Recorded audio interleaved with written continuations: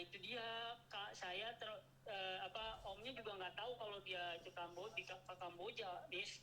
Terus? Tadinya setahu saya, karena saya kan tinggal keluarga di Bekasi, kalau dia kan di Jakarta. Terus?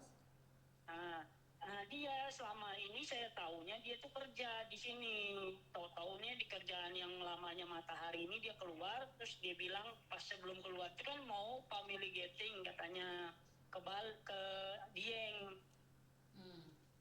Nah setelah itu tahu-tahu dapat kabar baru ini tadi subuh dia kirim video, kirim voice note ke saya. Keadaannya dia saat ini udah ada di depan KBRI, cuman tapi mungkin dia belum berani masuk karena. Berapa lama dia ada di Kamboja? Sudah ditanyain berapa lama dia ada di Kamboja? Udah, kalau nggak 3 bulanan kayaknya, Miss. Berarti kan dia sebelum kerja di Kamboja sebenarnya dia sudah bekerja di Indonesia. Bener gak? Enggak, dia enggak kalau di Indonesia dia kerjanya di Matahari tadinya, Miss. Lah iya, maksud saya adalah sebelum dia berangkat ke Kamboja dia sebenarnya sudah bekerja di Indonesia. Iya. Dia cari kerjaan di sana kan lucu. Katanya nggak ada lapangan pekerjaan di Indonesia. Dia kan sudah ada kerjaan tapi kayak malah ke luar negeri. Ini nggak tahu saya bagaimana konsepnya. Oke, sudah 3 bulan tiba-tiba ada di sana dan mengadu sekarang ada di depan KBRI. Betul. Benar. Terus minta bantuan sama Miss Yuni bagaimana cara memulangkannya. Benar nggak? Oke. Ya, apakah betul, dia disiksa atau tidak? Kalau dia selama ini dia bilang sih dia kalau misalnya nggak dapat target dari dia kerja judi online itu dia disetrum. Yakin dia disetrum? Ada buktinya nggak dia disetrum? Dia ngalamin itu Miss, dia WA-nya gitu. Oke. Jadi kalian siap ya membayar sendiri biaya pemulangannya ya?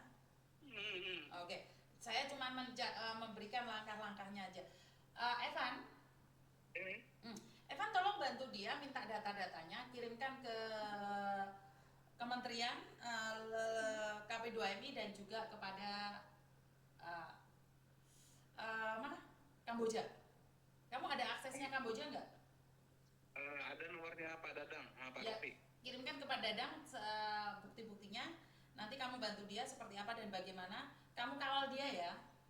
Evan. Ini siapa ini? Mereka ini di Kamboja apa di mana? Ini keluarganya yang ada di Jakarta.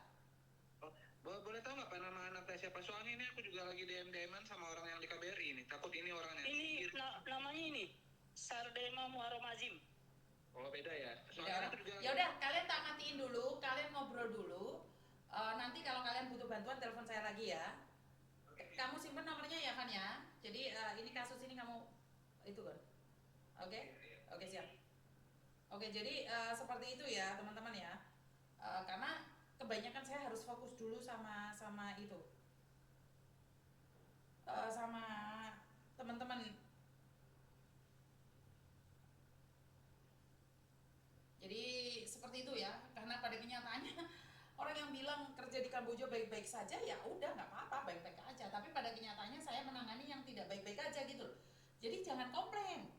Kalau kalian bekerja di Kamboja dan baik-baik aja udah diem. Saya tidak membicarakan kamu. Dan saya dikasih tahu orang, di DM sama orang, Miss Yuni jangan nakut-nakutin orang ke Kamboja. Loh, saya nggak nakut-nakutin. Kan saya berdasarkan fakta. Kalau nggak ada yang telepon sama saya, kalau nggak ada jenazah yang minta dipulangkan ke saya mana tahu. Saya nggak cari berita loh, teman-teman. Saya nggak nyari pingin keren, pingin viral atau menghalang-halangi orang cari rezeki.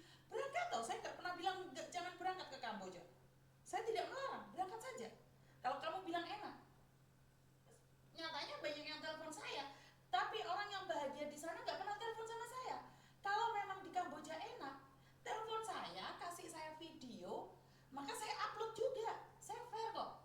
Kalau kamu bilang di Kamboja itu enak, nyaman, bisa kaya, kasih tahu saya. Jadi bukan fitnah. Kalau kamu emang enak di Kamboja, kasih saya videonya, jangan di privat.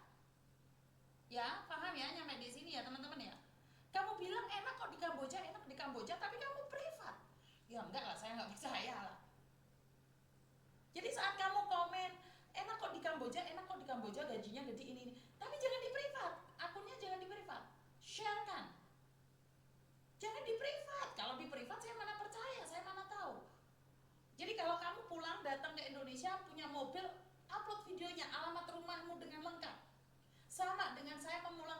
ijazahnya Rizal. Alamat lengkap ada, Imran juga alamatnya lengkap, Natasha juga alamatnya lengkap, Galeh juga alamatnya lengkap, Mbak Dewi juga alamatnya lengkap, nggak ada tipu-tipu. Makanya kita mengatakan bahwa Kamboja itu serem berdasarkan dari mereka sendiri yang mengalami. Lah kamu komen Kamboja enak kok, Kamboja aman kok, aku berangkat Kamboja baik-baik aja kok, tapi kamu privat, kan ya nggak lucu. Ngerti maksud saya ya? Kalau kamu enak upload, kita share, iya kan? Jadi saya nggak akan nakut-nakuti kalian. Kamu hidupnya susah kok.